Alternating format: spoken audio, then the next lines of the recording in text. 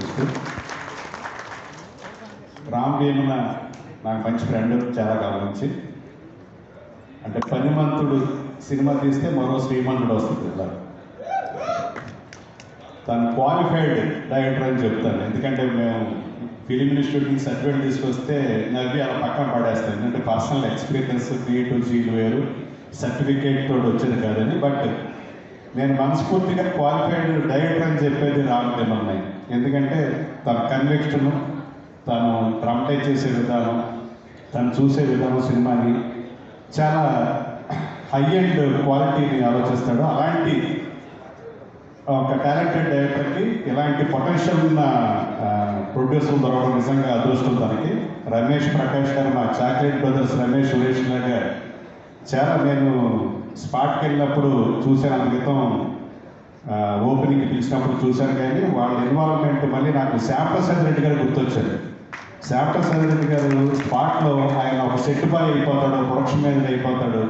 ఎక్కడక్కడ నేను ప్రొడ్యూసర్ అని చైర్లో కూర్చుని కాలు మీద కాలు వేసుకుని బాతాకాని కాకుండా డైరెక్టర్కి ఏం కావాలి, సినిమాకి ఏం కావాలనేది ఆయన దగ్గరుండి ప్రతిదీ అవసరమైతే టేబుల్ జరుపుతాడు.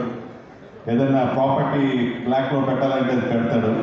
సో అలాంటి ఇన్వాల్వ్మెంటు, అంత కష్టపడే తత్వం, ప్రొఫెషనల్గా ఉండడం అనేది నిజంగా వాళ్ళు సినిమా ఫీల్డ్లో డెఫినెట్గా సక్సెస్ అవుతారు. అలాంటి ప్రొఫెషనల్స్ ఉన్న ప్రొడ్యూసర్లకి ముందుగా అభినందన తెలియజేస్తూ, అలాగే ఆన్ ది వేలో ఉన్న హీరోయిన్కి, ఇక్కడ రాలేకపోయిన రాజధానికి, సో సినిమాగా చూడాలి మీడియా మిత్రులకి నా విన్నపం.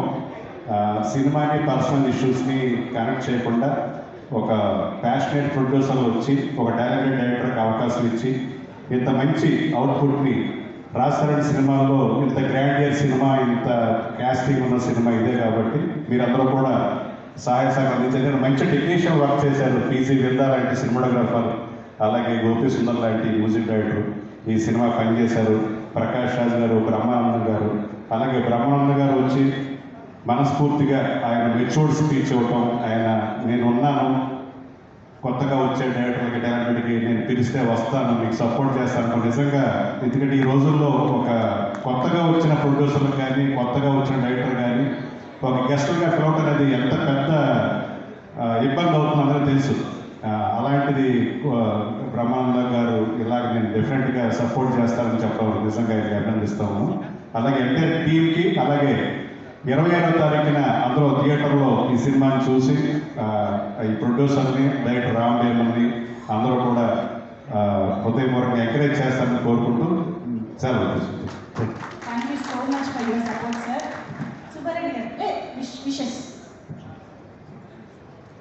అందరికీ నమస్కారం అండి. ముందుగా డార్లింగ్ రామ్ భీమన్న అన్నయ్య, నీకు ఆల్ ది బెస్ట్ చెప్పట్లేదు, కంగ్రాట్స్. ఎందుకంటే ఫస్ట్ తను డిసైడ్ చేసుకున్న ప్రొడ్యూసర్ కానివ్వండి, ఆర్టిస్టులు కానివ్వండి, టెక్నీషియన్స్ కానివ్వండి, అక్కడే సగం సక్సెస్ ఉంటుంది డైరెక్టర్. సో ఆ విషయంలో మీరు సక్సెస్ అయ్యారన్నయ్య. డెఫినెట్గా సినిమా సక్సెస్ అవుతుంది. దాంతోపాటు పురుషోత్తముడు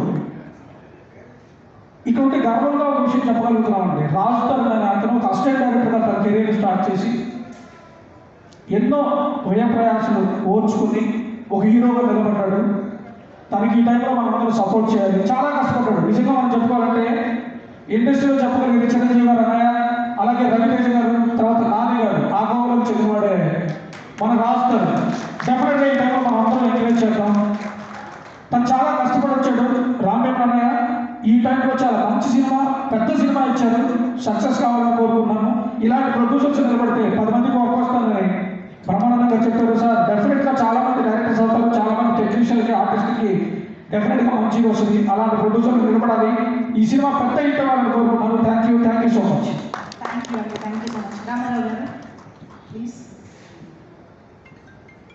ఈ కార్యక్రమానికి చేసిన ఆహ్వానితులకు, పాత్రికేయ మిత్రులకు అందరికీ నమస్కారం అండి.